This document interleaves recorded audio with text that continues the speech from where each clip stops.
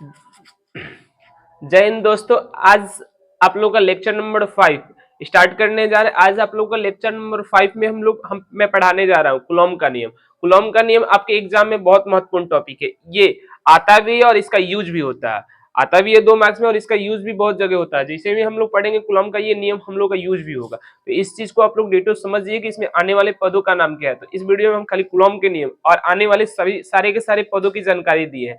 तो आप लोग वीडियो को कंटिन्यू देखिएगा, बहुत अच्छे से समझ में आएगा। और ना समझ में आए तो कहिएगा, और समझ में आ जाए तो आप लोगों से एक रिक्वेस्ट रहेगी कि आप कमेंट जरूर कीजिएगा। तो इतना ही कहकर वीडियो को स्टार्ट करते हैं। पढ़ने जा रहे हैं। टॉपिक का नाम है कूलॉम का नियम। कूलॉम का नियम, नियम को लॉ बोलते हैं, लॉ ऑफ कूलम्स।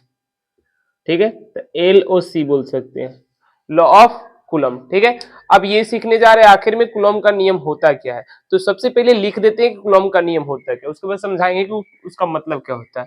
कि समझ कर लिखे, दोनों तरीका है, अपने अपने बेटर है। आप लोग जैसे भी प्रेफर कीजिएगा, पहले समझा दे उसके बाद लिख दे, या लिख दे उसके बाद समझा दे। चलो लिख देते पहले। इन्होंने क्या बताया था, दो बिंदु, दो बिंदु आवेशों, इससे बढ़िया आगे समझेंगे। उसके बाद याद होता है तो लिखने में कोई दिक्कत नहीं होता, लेकिन समझ कर लिखेंगे तो दिक्कत और नहीं होगा। चलिए एक एग्जाम, कूलॉम के नियम को समझने के लिए एक एग्जांपल ले रहे हैं। सबसे पहले यहाँ एक बिंदु मानिएगा और जस्ट साइड में एक और बिंदु मानिएगा। ठीक है, इन दोनों के बीच कुछ दूरी होगा, मान लेते हैं इन दोनों बिंदुओं के बीच की दूरी r है।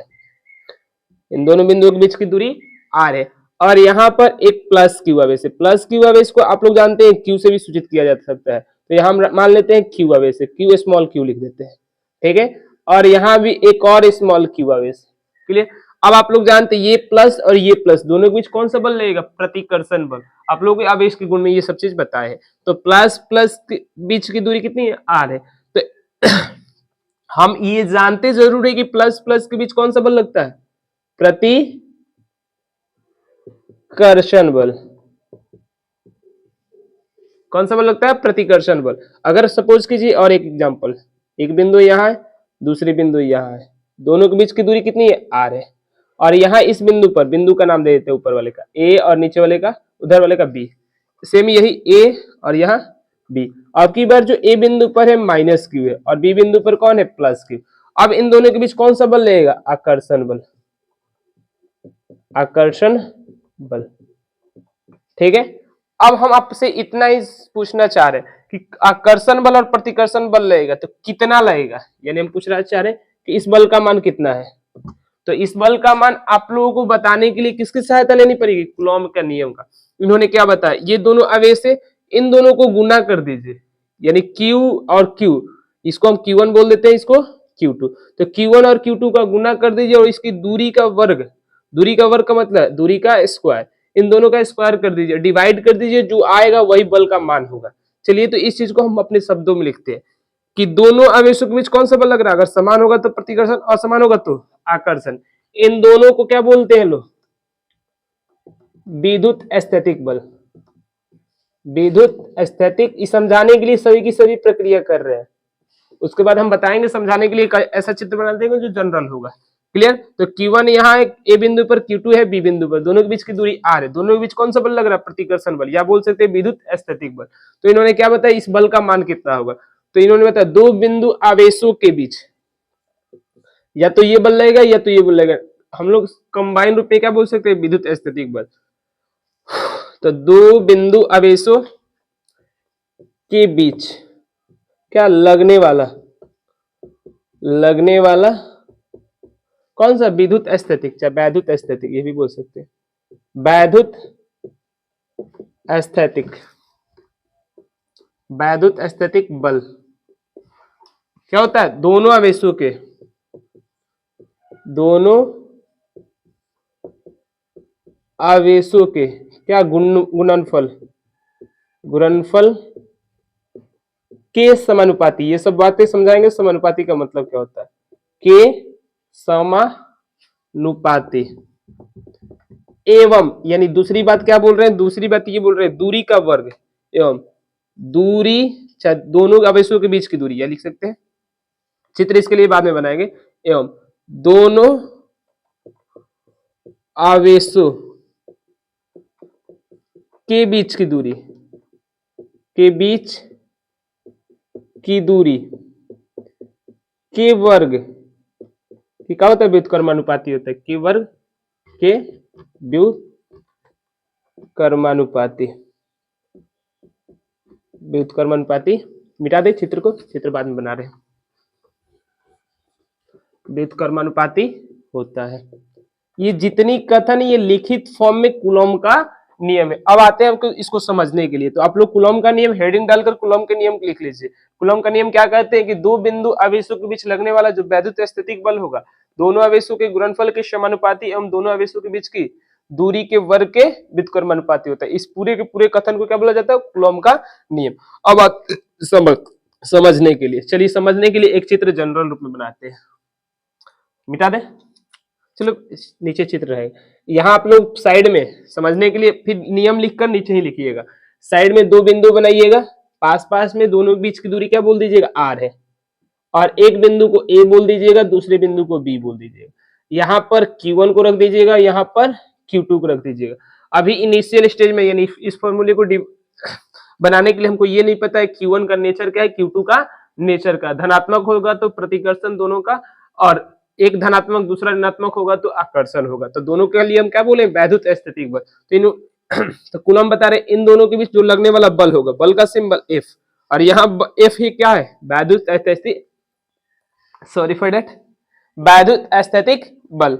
जो F होगा यानी वैद्युत स्थैतिक बल होगा इन दोनों आवेशों के, यानी इनको गुना करेंगे इनके गुणनफल के, और इस सिंबल को समानुपाती बोलते हैं, बोले ना, इसी सिंबल को क्या बोलते हैं, समानुपाती। फिर दूसरे कथन में क्या बोला जा रहा है, F जो होगा, आप देखो इसको हम व्युत्क्रमानुपाती बोलेंगे। व्युत्क्रमानुपाती कब बोलते हैं, जब यहाँ 1/r होता है और इसका स्क्वायर। तो बोला गया ना, दूरी, दूरी कौन है, r, r के वर्ग, बीच की दूरी, दूरी के वर्ग, दूरी के वर्ग क्या होता है, व्युत्क्रमानुपाती। तो अब इस सिंबल को क्या बोलेंगे, व्युत्क्रमानुपाती, यानी r के व्युत्क्रमानुपाती, r स्क्वायर का सॉरी व्युत्क्रमानुपाती। क्लियर हुआ। तो ये हम लोग समझ गए इस नियम को सिंबल के फॉर्म में, कि F जो होता है समानुपाती Q1 और Q2, फिर F जो समानुपाती होता है 1/r²। अब दोनों को साथ करें, यहाँ या का सिंबल भी लगाते चलिएगा। अब दोनों को जब साथ करेंगे तो समानुपाती, ऊपर साइड लिखेंगे Q1, नीचे साइड सॉरी बगल में लिखेंगे Q2 और नीचे साइड r²। अब समानुपाती का सिंबल हटता है तो एक कांस्टेंट आता है, यहाँ कांस्टेंट कौन होगा, K Q1 Q2 बट्टा r²। ये नियम लिख लीजिए। उसके बाद ये नीचे साइड इसका मैथमेटिक गणितीय फॉर्म में लिख लीजिएगा। F समानुपाती होता है Q1 गुने Q2 के F व्युत्क्रमानुपाती होता है 1/r² के। फिर दोनों को हम साथ किए तो Q1 ऊपर Q2 ऊपर नीचे r², और फिर समानुपाती का सिंबल हटे बराबर लाए। तो जब समानुपाती का सिंबल फिजिक्स में हटता है तो आता है एक नियतांक, यहाँ नियतांक के रूप में क्या है, K आया है, और यहाँ Q1 Q2 और नीचे साइड r²। क्लियर हुआ इतनी बात। तो ये सब चीज लिख लीजिएगा, चित्र भी जरूर बनाइएगा, चित्र बगल में बनेगा और आप लोगों का लाइन बाई लाइन होगा, ये उसके बाद ये, उसके बाद ये, नोट कीजिए। उसके बाद हम सारी की सारी इंफॉर्मेशन देते हैं कि इसमें जो जो आया वो क्या है। यहाँ आप लोग को तो देखकर भी मालूम चल रहा है आर क्या है, बीच इन दोनों आवेशों के बीच की दूरी है। Q1 क्या है, यहाँ ए बिंदु पर मौजूद आवेश, Q2 क्या है, बी बिंदु पर मौजूद आवेश है। चलिए नोट कीजिए, उसके बाद बता रहे। मिटा दे, आप लोग वीडियो को पॉज कर नोट कर सकते हैं। अब इसका जो गणितीय रूप आया उसका थोड़ा सा विस्तृत फॉर्म देखते हैं कि क्या क्या उसमें टर्म आया, उसमें कौन कौन चीज का क्या क्या नाम है। तो आप लोगों के नीचे ये लिखा हुआ होगा, F बराबर K Q1 Q2/r²। ये तो नीचे हुआ लिखा हुआ। F क्या है, तो विद्युत स्थैतिक बल। तो नीचे लिख लीजिएगा F का नाम विद्युत स्थैतिक बल। Q1 का नाम लिखने की कोई जरूरत नहीं, Q2 का नाम लिखने की जरूरत नहीं, दोनों आवेश है। जो ए बिंदु पर एक था तो Q1 बोले थे, बी बिंदु पर जो आवेश था उसको Q2 बोले थे। आवेशों के बीच की दूरी को क्या बोल रहे हैं, R। अब R क्या है, दोनों आवेशों के बीच की दूरी, दोनों आवेशों के बीच की दूरी, बीच की दूरी, ठीक है। अब यहाँ जो किया है उसके लिए सुनिए, यहाँ आप लोग बोल सकते हैं इस चीज को विद्युत स्थैतिक नियतांक, विद्युत एस्थेटिक नियतांक, कूलम्बिक नियतांक भी कोई बोलता है, नियतांक। तो तीनों का नाम लिख लीजिए, उसके बाद हम के बारे में पढ़ रहे हैं। अब देखो के का तो नाम हो गया, अगर कोई मान पूछे तो देखो अचर फॉर्म में मान होता है 4 pi epsilon not, 1/4 pi epsilon not. फिर कोई आंकिक मान पूछेगा यानी अंकों में, तो बोलिएगा 9 गुणे 10 के पावर 9, और मात्रक निकालने के लिए न्यूटन मीटर स्क्वायर प्रति कूलम स्क्वायर। कैसे मात्रक है, तो के को यहाँ छोड़कर एफ के पास किसको भेज दिए, आर को भेज दिए, और Q1 Q2 को नीचे भेज दिए। तो एफ का मात्रक न्यूटन, आर का मात्रक मीटर स्क्वायर, और क्यू का मात्रक कूलम। तो कूलम दो है तो कूलम का स्क्वायर। ये किसका मात्रक है, के क्या है, विद्युत स्थैतिक नियतांक। अचर पद में के का मान होता है 1/4 पाई एप्सिलॉन नॉट, और इसका आंकिक मान कितना होता है 9 गुणे 10 के पावर 9 न्यूटन मीटर स्क्वायर प्रति कूलम। अब किसका मान है, कोई पूछेगा 9 गुणे 10 के पावर 9 न्यूटन मीटर स्क्वायर प्रति कूलम स्क्वायर किसका मान है, तो विद्युत स्थैतिक नियतांक है। तो इतना नोट कीजिए, उसके बाद 3 गो फॉर्मूला दिखाते हैं कि 3 फॉर्मूला कैसे दिखे, तो नोट कर लिए। इसके बाद आते हैं देन नीचे साइड नोट करते चलिएगा कौन कौन सा इन्फॉर्मेशन कौन कौन क्या है। एफ का मान लिख दिए, एफ के बारे में जानकारी ले ली। अब इसमें जो किया था के का नाम क्या है, विद्युत स्थैतिक नियतांक। के का अचर पद में मान और आंकिक मान ये होता है। चलिए तो फॉर्मूला नंबर 1 ऊपर लिखा हुआ, फॉर्मूला नंबर 2 कूलम का, कूलम नियम अनुसार। तो फॉर्मूला नंबर 2 ये लिख सकते हैं 1/4 पाई एप्सिलॉन नॉट यहाँ Q1 Q2 by R square. और फॉर्मूला नंबर 3, फॉर्मूला नंबर 3 में यहाँ क्या लिखेंगे, अगर निकालना अंक में तो 9 गुणे 10 के power 9 Q1 Q2 by R square. ये तीनों के तीनों फॉर्मूलाए लिख लीजिए, और नेक्स्ट चीज पर आगे बढ़ते हैं। अब देखो यहाँ एक वर्ड आया है, इस चीज को हम बार बार बोल रहे हैं, इसका नाम क्या है। अब यहाँ एक वर्ड आया, इसका नाम होगा अपसाइड, यहाँ हटाते हैं इस चीज को, नॉट को हटाते हैं, अप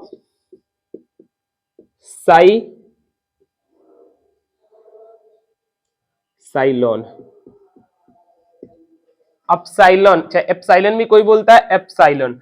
ठीक है, तो इस वर्ड को क्या बोलेंगे, ई नहीं बोलेंगे, क्या बोलेंगे, एप्सिलॉन बोलेंगे। क्लियर हुआ, तो इसके बारे में जानकारी लेते हैं आगे बढ़कर। क्लियर होता है कि यहाँ जो आया है क्या है, यहाँ नहीं, ये ओ को हटा रहे हैं तो क्या नाम देंगे, एप्सिलॉन। किसके लिए आता है, तो किसी, यानी इस चीज को आप लोग क्या पढ़िएगा, अपसाइलन।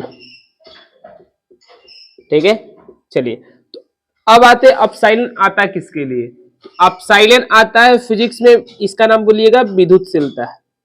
विद्युतशीलता,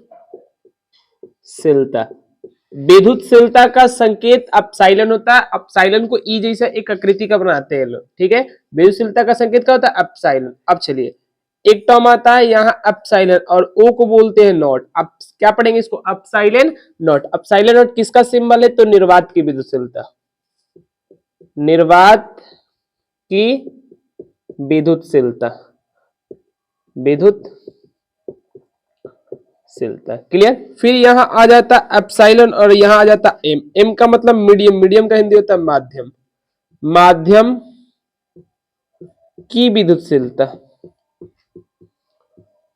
विद्युतशीलता। ठीक है, जब एप्सिलॉन नॉट आएगा तो क्या पढ़ेंगे, निर्वात की विद्युतशीलता। एप्सिलॉन आर आएगा तो क्या पढ़ेंगे, माध्यम की विद्युतशीलता। एक और आता है एप्सिलॉन आर, आर का मतलब रिलेटिव, रिलेटिव का हिंदी होता है सापेक्ष या अपेक्षिक, सापेक्ष विद्युतशीलता, सापेक्ष विद्युतशीलता। तो बारी बारी से हेडिंग डाल लीजिए। फर्स्ट ऑफ ऑल क्या बोले, विद्युतशीलता का संकेत एप्सिलॉन होता है, और एप्सिलॉन का सिंबल ये दिख रहा है, इसी चीज को बोलते हैं। ठीक है, अब एप्सिलॉन ओ की आकृति को नॉट पढ़ेंगे।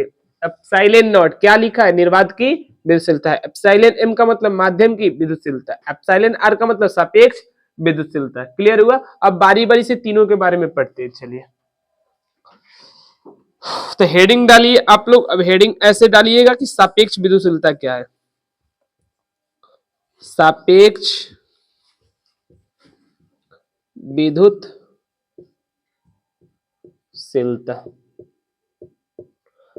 सापेक्ष विद्युतशीलता का सिंबल ऊपर क्या बोलते हैं, एप्सिलॉन आर।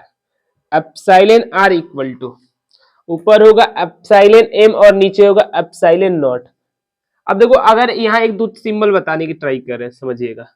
एफ का मतलब विद्युत स्थैतिक बल, और यहाँ भी F का मतलब विद्युत स्थैतिक बल। यहाँ अगर नॉट है तो F नॉट, और यहाँ F M, और यहाँ F R। ठीक है, तो यहाँ अगर कोई बोलेगा बल कहाँ, तो निर्वात में विद्युत स्थैतिक बल, माध्यम में विद्युत स्थैतिक बल। अब साइलेंट आर का मतलब साइलेंट, ये एक मान फिक्स होता है, इसके बारे में बाद में पढ़ेंगे। चलिए मालूम चल जाएगा, मतलब सापेक्ष विद्युत हर माध्यम का फिक्स होता है। तो यहाँ क्या पढ़ेंगे, इस चीज को पढ़ेंगे, निर्वात में वैद्युत स्थैतिक बल, और निर्वात में कौन सा बल, सॉरी माध्यम में वैद्युत स्थैतिक बल। तो माध्यम में क्या, माध्यम का मतलब निर्वात को छोड़कर कोई हो सकता है। कौन कौन माध्यम है, पानी है,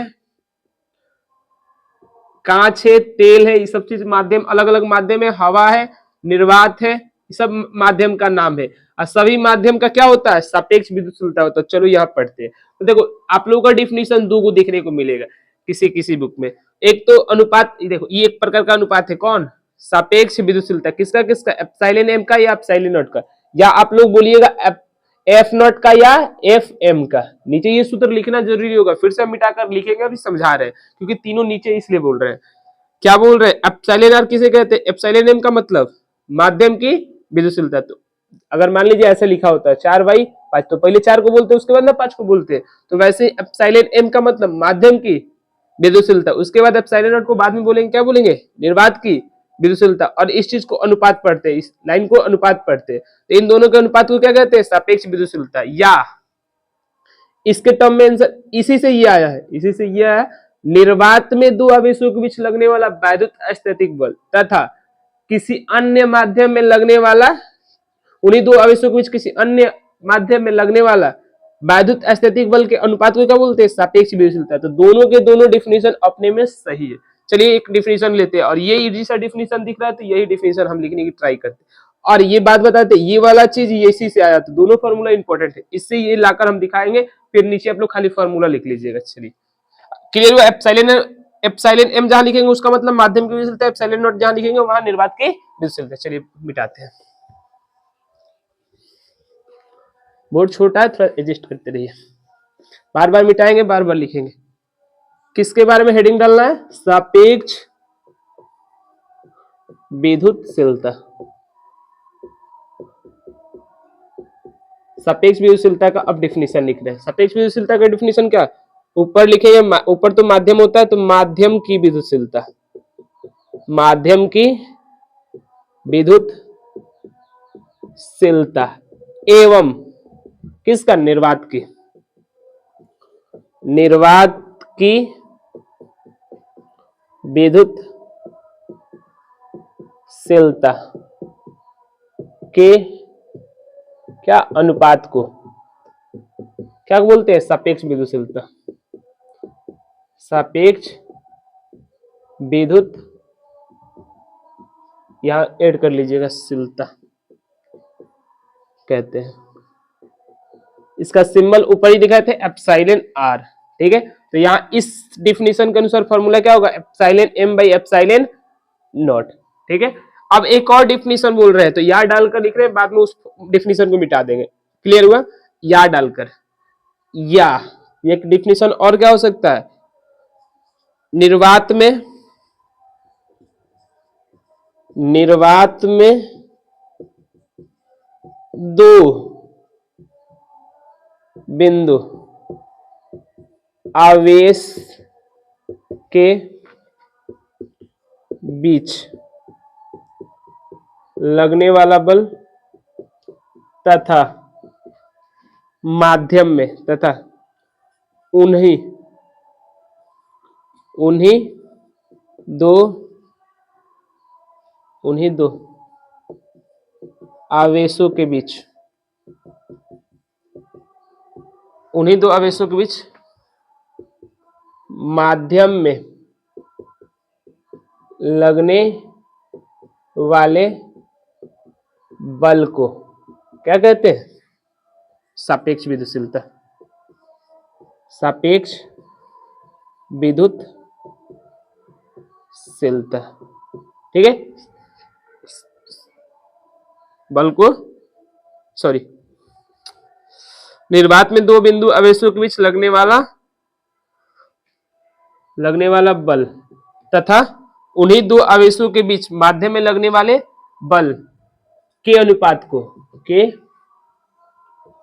अनुपात को क्या कहते हैं? सापेक्ष, सापेक्ष विद्युतशीलता, सापेक्ष विद्युतशीलता कहते हैं। इसके अनुसार इसका एप्सिलॉन आर का फॉर्मूला क्या हो जाएगा? ऊपर होगा एफ नॉट और नीचे होगा एफ एम। ये बता रहे हैं कि हो सकता है किसी बुक में देखे और ये डिफिनीशन देखने को मिल जाए, तो डिफिनीशन 1 भी सही है, डिफिनीशन 2 भी सही है। अब इसके अनुसार देखो कैसे ला रहे हैं, यहाँ दिखेगा, चलिए सॉरी, यहाँ दिखेगा एफ नॉट का मतलब क्या है? एफ नॉट निकालने का तरीका यहाँ आएगा 1/4 पाई और एप्सिलॉन नॉट ये निर्वात की विद्युतशीलता आ जाएगा, और यहाँ जाएगा Q1 Q2 by R square, और इन दोनों का अनुपात लेना है, यानी एफ एम का मान, एफ एम का मान क्या आएगा? 1/4 पाई एप्सिलॉन एम, और यहाँ Q1 Q2 by R square, ये दिख रहा है दोनों कॉमन चीज कैंसिल हो जाएगा, 1 से 1 कैंसिल, 4 पाई से 4 पाई, एप्सिलॉन 1 ऊपर चला जाएगा और एप्सिलॉन नॉट नीचे हो जाएगा। यही किसका मान है? एप्सिलॉन नॉट का। तो इसी से ये आया है, मतलब इससे ये जनरेट हुआ है फॉर्मूला। क्लियर हुआ? तो हाँ, ये वाला फर्स्ट डिफिनीशन लिखिए, दूसरा वाला छोड़ दीजिए। समझने के लिए ये सब चीज किए थे, लिखने के लिए दोनों लिख सकते हैं, कोई दिक्कत नहीं। चलिए, तो एप्सिलॉन आर बराबर क्या याद रखिएगा? एप्सिलॉन एम बट्टा एप्सिलॉन नॉट। और एक चीज, एप्सिलॉन आर का नाम क्या है? सापेक्ष विद्युतशीलता। इसी चीज को कोई कोई क्या बोलता है? परावैद्युतांक। और परावैद्युतांक और एप्सिलॉन आर का एक और सिंबल होता है जिसका नाम होता है के। अभी जो के जस्ट पहले बताए थे वो था विद्युत स्थैतिक नियतांक, लेकिन अभी जो किया है इसका नाम क्या है? परावैद्युतांक। और परावैद्युतांक बोलिए चाहे एप्सिलॉन आर बोलिए, दोनों का बात सेम है। क्लियर हुआ? तो एप्सिलॉन आर का एक और सिंबल क्या होता है? के इक्वल टू परावैद्युतांक। परावैद्युतांक बोलिए या सापेक्ष विद्युतशीलता बोलिए, बात तो वही है, यानी एक चीज का दो गो नाम है, बस ये बोल सकते हैं।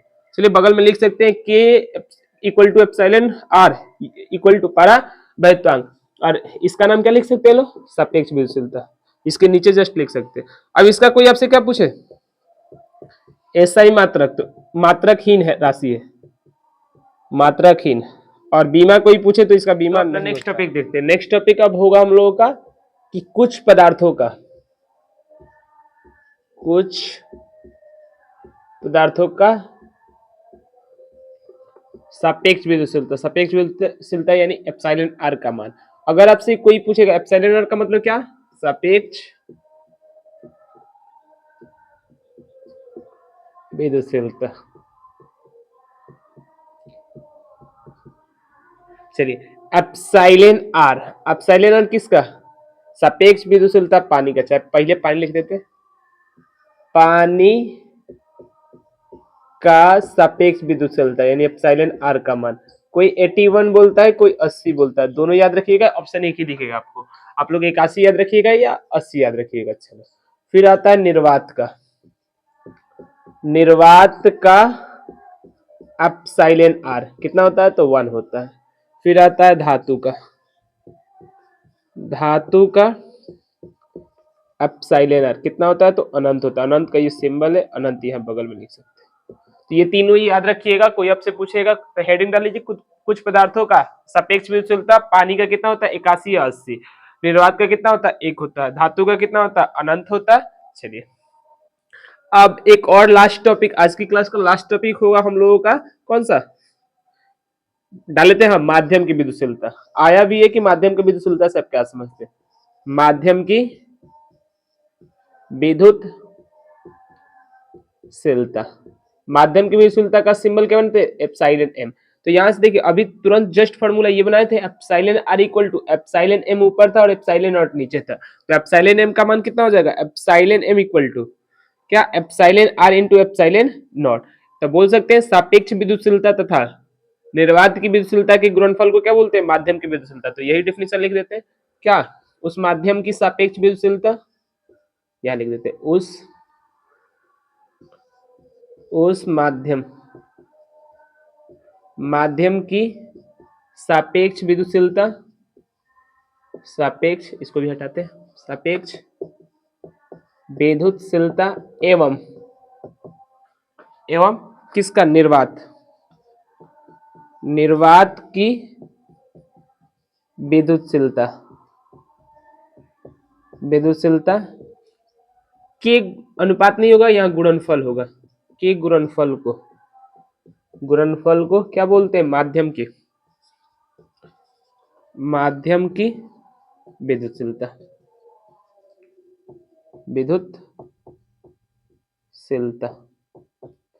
माध्यम की विद्युतशीलता कहते हैं। नीचे फॉर्मूला इसका लिख सकते हैं, क्या होगा? सिंबल होता है एप्सिलॉन एम, फॉर्मूला होता है epsilon R into epsilon nought. आप लोग एप्सिलॉन एम को ऐसे मत लिखिएगा, एप्सिलॉन एम को ट्राई कीजिएगा एप्सिलॉन का सिंबल बड़ा और नीचे एम लिखे, ऐसे epsilon M equal to epsilon R into epsilon nought. जिसे पानी का पूछा जाता है क्या लिखेंगे? एप्सिलॉन डब्ल्यू इक्वल टू कितना होता है? 81 इंटू एप्सिलॉन नॉट। अब आता है निर्वात की विद्युतशीलता, एक और टॉपिक यह है निर्वात की विद्युतशीलता, मिटा दे, चलो बता देते हैं। अब नेक्स्ट हेडिंग डाल दीजिए निर्वात की विद्युतशीलता। तो उसका डिफिनीशन नहीं पढ़ना, पढ़ने के लिए पढ़ सकते, लेकिन डिफिनीशन कोई जरूरत नहीं है उसका। निर्वात दिख रहा है, बोल भी रहा है, नहीं दिख रहा होगा तो लिख लीजिएगा, निर्वात की विद्युतशीलता। निर्वात की विद्युतशीलता का सिंबल क्या होता है? Epsilon nought. यहां बोल सकते हैं epsilon M, 1 second, epsilon M और नीचे एप्सिलॉन आर, इन दोनों के अनुपात को बोलते हैं क्या? निर्वात की विद्युतशीलता। बट इसकी जरूरत नहीं है, इसका डिफिनेशन पूछा भी नहीं जाता, समझने के लिए समझ सकते हैं कि एप्सिलॉन एम और एप्सिलॉन आर यानी माध्यम की विद्युतशीलता तथा सापेक्ष विद्युतशीलता के अनुपात को क्या बोलते हैं? निर्वात की विद्युतशीलता। लेकिन इसका मान पूछा जाता है, ये एक अचर वैल्यू है, अचर वैल्यू, इसका सिंबल क्या होता है? Epsilon nought. ठीक से लिख लीजिएगा, बहुत बार लिखे एप्सिलॉन नॉट। कितना होता है? 8.85 इंटू 10 टू द पावर -12। अब इसका मात्रक कोई पूछे तो बताइए, कूलॉम प्रति न्यूटन मीटर स्क्वायर, कूलॉम प्रति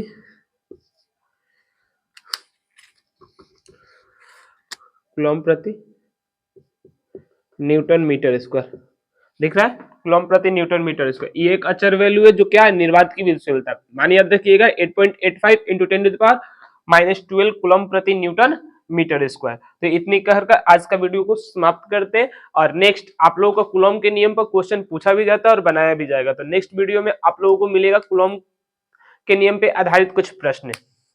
तो आज के इस वीडियो को यहीं पर समाप्त करते हैं, और आप लोगों को अगर वीडियो पसंद आया होगा और अच्छा भी लगा हो तो कमेंट करना मत भूलिएगा, क्योंकि आपके कमेंट पर हमारे वीडियो की कंटिन्यूटी डिपेंड करती है। क्योंकि एक चीज, आप लोग मनोबल जितना हम मेरा हाई कीजिएगा, आप लोगों को हो सकता है मे भी इधर सिलेबस खत्म कर दे, बहुत तेजी से खत्म कर सकते हैं, लेकिन आप लोगों का एक कमेंट ही हमको मनोबल बढ़ाएगा। तो कमेंट करना मत भूलिएगा। और ये लास्ट में बोल रहे हैं, अगर वीडियो आपको अच्छा लगे तो अपने दोस्तों के पास शेयर भी जरूर कीजिएगा। Thank you so much.